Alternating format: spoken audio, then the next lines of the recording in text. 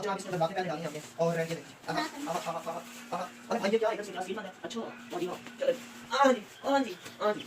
एक लाख फाड़ी है जनाब मेरी और दूसरी ये सारी खोलोगे सारी नहीं खोलनी है कि कितने खोले चलो जी गुजरा आज आज पूरी सही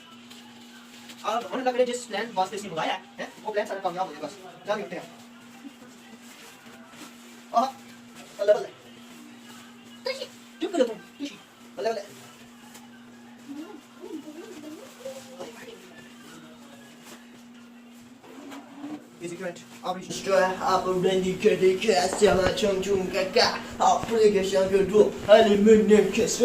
चेक करो जी साड़ी वाटर प्रूफ अगर बारिश होती है तो तुसी इसनों पा के किदाइयां भी जा सकते हो ਤੁਹਾਡੇ ਉੱਤੇ पानी नहीं डिगन लगा ਤੁਹਾਡੇ जिस्म उत्ते पानी नहीं लगन लगा बहुत अच्छी चीज़ है सर्दियों में अगर तुसी मोटरसाइकिल किदाइयां निकलते हो या गर्मियों में तुसी मोटरसाइकिल किदाइयां जाते हो तो तुम्हारे वास्ते बड़ी बेहतरीन चीज़ है ठीक है जी सारा हो गया